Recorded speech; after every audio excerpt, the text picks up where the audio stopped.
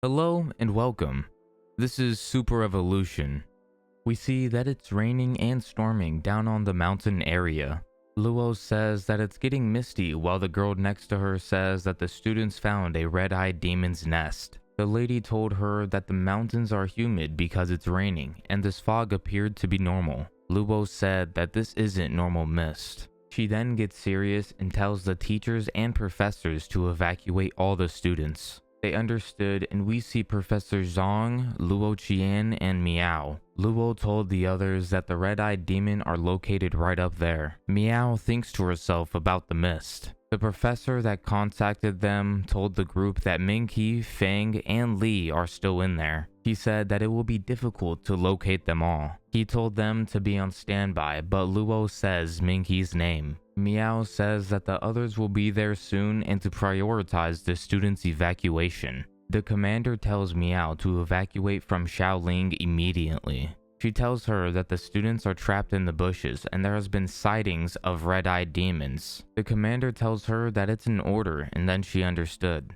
Zhang tells Miao that they must head in to save the students. She tells him that an unknown calamity is approaching Shaoling. The orders they have are from CP and they're telling them to retreat immediately. Zhang questions the unknown calamity. She tells him that it's estimated to be a grade 6 or higher and they must evacuate at once or it could lead to even greater tragedy. Luo Qian tells the two that she will head in and they should go gather the group members and evacuate them. They say alright and we switch back to the hole Minky is in. Minky heard someone calling his name. He questions if the voice is Luo Qian and she yells to him where is he at. She tells him that it's getting foggy up there and she can't find him. She asked if he is alright and Minky tells her to stay back. He tells her that the vines beside her feet might lead to emptied out floors and to be careful not to fall. She tells him that it's getting foggy up in Shaoling and the commander ordered everyone to evacuate immediately. The mist is most likely the same one behind the person's disappearance in Shishan Industrial Park and it's dangerous. He tells her that he is doing fine, but some of the other students might have been lured by the red-eyed demons into their nest. He asked her to please go find and help the others, and he will be out once he's taken care of something in there. She then tells Minky to be careful, and he tells her to be careful as well. We then see the human-looking snake standing in front of Minky. He says that the way it mimics human voices and sets up traps to lure in its enemies, he could easily tell that it's the head honcho. He questions the snake's plan and if it's to hide behind the little snakes and come out to strike once they soften him up. He then calls it a sneaky bastard. He starts to run forward while he tells the human-looking snake that hiding behind them won't help it out.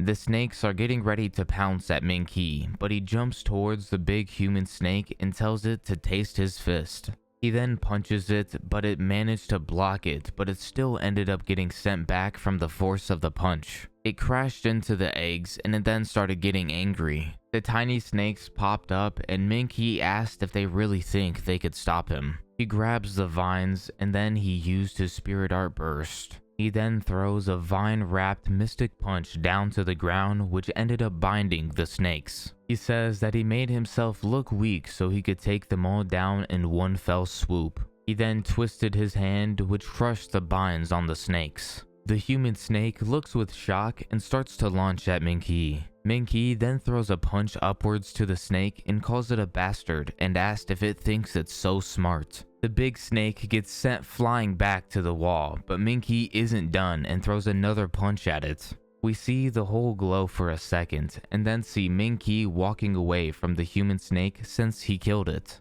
He then throws up a vine to the top of the hole and says that the mist and the eggs aren't meant to be raised. He said that the demonic eggs are salts for cloud seedings which caused a reaction with the rainwater to generate the mist. There is a lot of eggs remaining in Shaoling and the mist will form once it rains. The red-eyed demons are only disposable grunts and their real purpose is to bear those eggs, wait for the rain to start, and then form a much more terrifying calamitous mist. He reaches the top of the hole and thinks to himself that it's bad.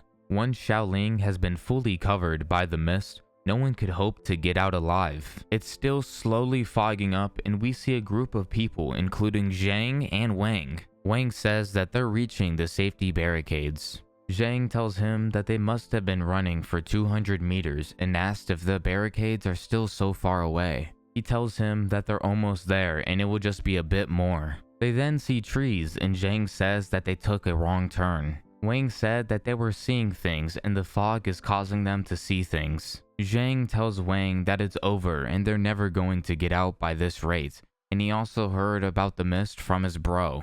Wang tells him not to scare him like that. A person says that it's true that once you're caught in the mist, it's like you've been isolated in another dimension. Another person said that's what they heard too.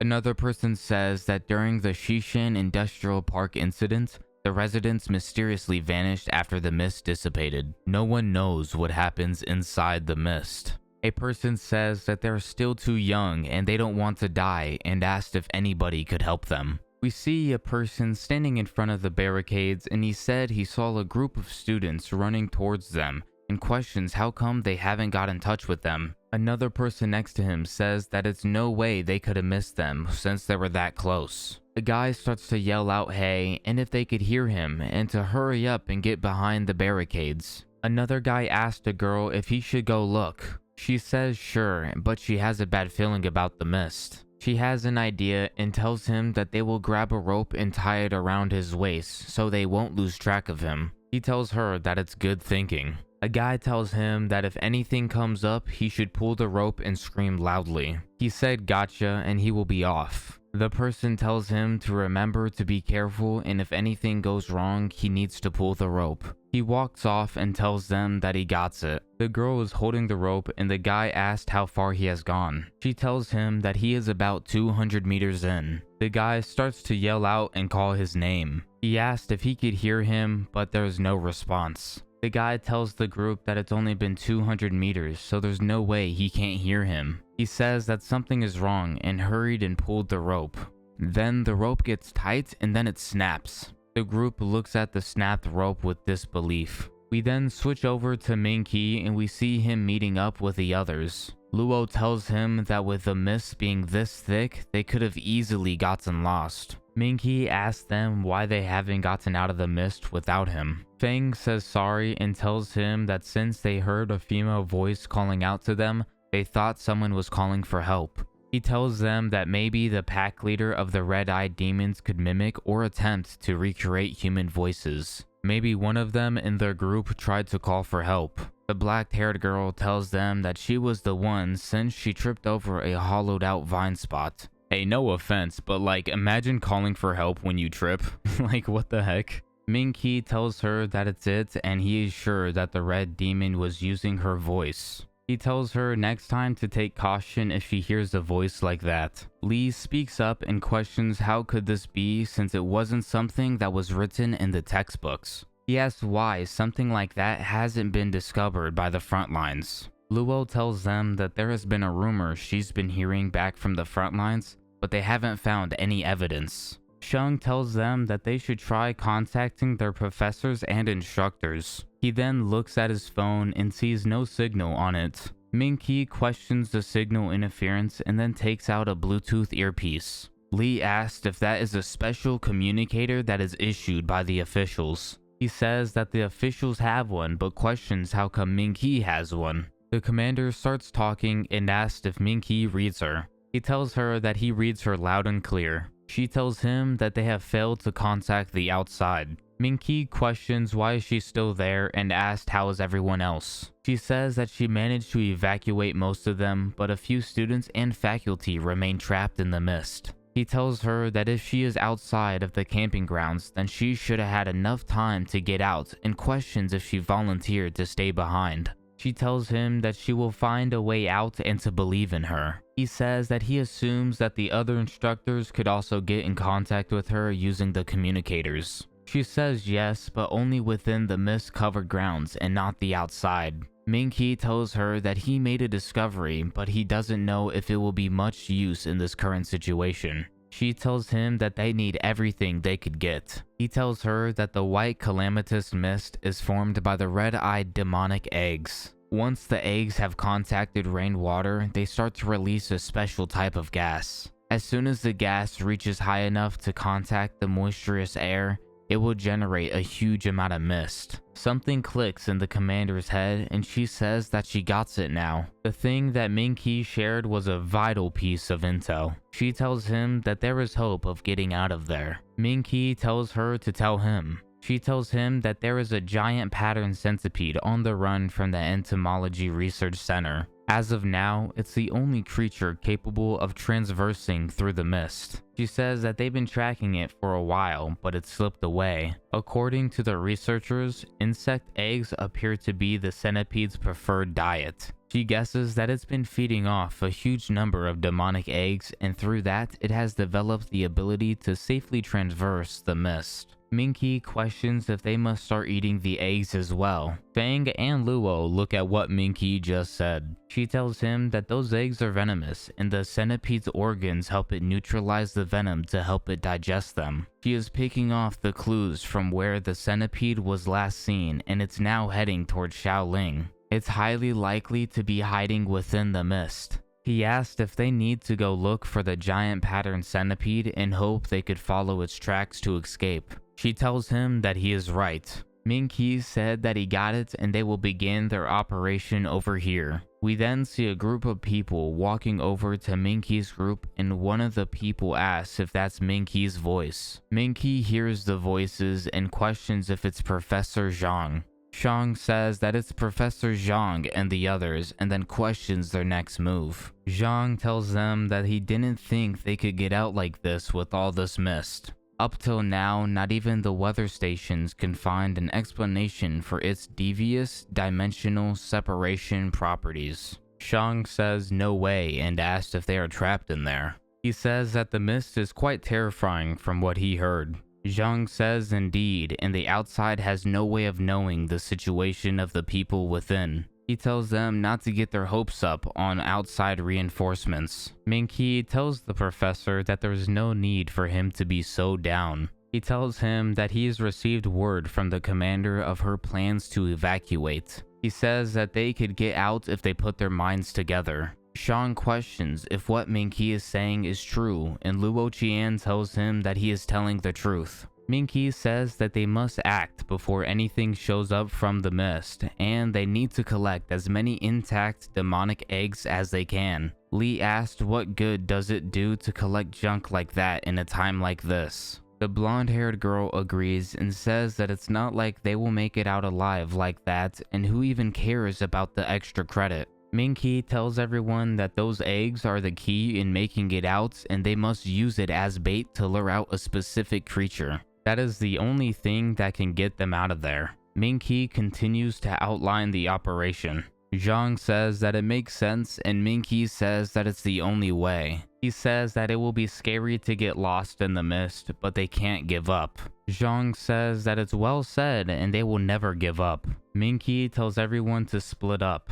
He tells the instructor and Luo Qian to see if they could find any other students trapped in the mist. They will need to keep an eye on them and group them at the borders of the camping grounds. He tells Lee to be the demonic nest distribution. Lee will go with Fang to search for any demonic eggs they could find. He says the more the merrier since their chances will increase for attracting the giant centipede. Zhang then asks what Ming He will go do. He tells Zhang that something is lurking in the mist and he will take care of it. Zhang tells Ming He not to scare him like that since he is already trembling. Fang says that Ming He is right and something is lurking in the mist. She tells them about the train incident and the moment they came into the monster, a person got killed. Minky tells them that either way they will need to exercise caution and the moment they see something in the mist, they need to start running. They all said alright. We see Luo and the professor and she tells him that they haven't searched the area they are in. He tells her that she is right. We then switch over to Lee and he tells the other members to search over there and Fang tells them to stay in a group.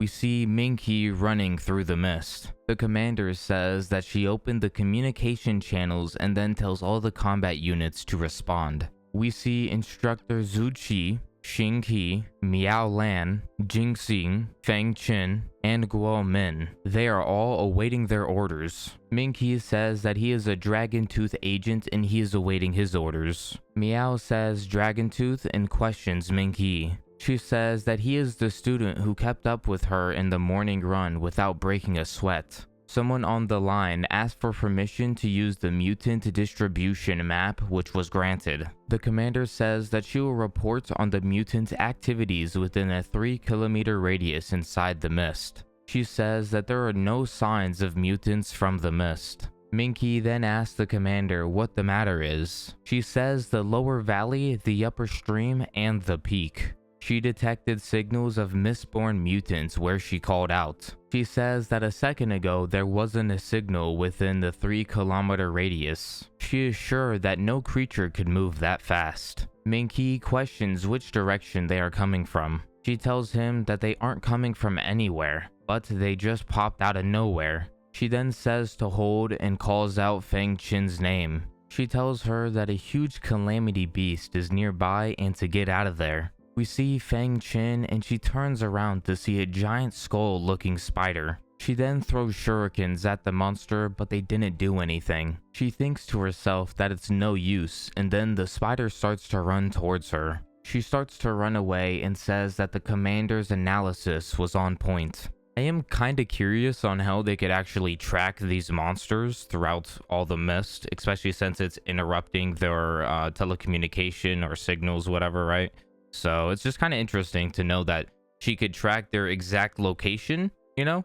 She said that the mistborn mutants came out of thin air and there should be some sort of portal lurking within the mist. The commander tells her to keep running around the forest outskirts and then she calls Zhu Qi to back her up. Feng Qin thinks to herself about the outside forest which lies the camping grounds. She turns around while running and says that the mutant's reported name is listed as a spider formation. She calls it a Lord rank and we see the spider catching up to her. She says that she is afraid that it's way out of her league. The commander tells her to keep running around the forest outskirts, but Feng is running in the wrong direction. She tells the commander farewell. Luo Lin calls out her name and then she sees her tracker disappear. She starts to cry a little and says that Feng Qin has led the Calamity Beast away and has fulfilled her duties. She tells all the units to immediately head to the marked location and begin observing the mist activities. She has an angry look on her face and she says that once there is no signs of mutants approaching, they need to team up immediately and not to leave any one of them alive. We switch over to the valley area and Minky is sitting down. He says that their current understanding of the mistborn beast is limited. They've seen a calamity beast capable of disguising as a woman and a calamity beast that can mimic a human's cry for help. They then seen a spider formation Lord rank beast. He believes that Feng Qin sacrificed herself to lead such a powerful calamity beast away from the grounds. The sole purpose of those monsters is to kill, and their most terrifying asset is the ability to think. He says that it seems like they learned from their past experiences. Luo Lin tells Ming He that a beast is coming from his west. Ming He looks at the mist and then sees a shadowy figure. Then a mutant scorpion fly comes out, which is a servant rank threat. Luo Lin tells Ming He that a whole bunch of them appeared out of nowhere and they are everywhere. She says that some of them are behind him, but Ming He says that it isn't possible since he checked his back. He dodges the attack from the first fly and then he sees a group of them surrounding him. Thank you all for watching and I hope you all enjoyed this video.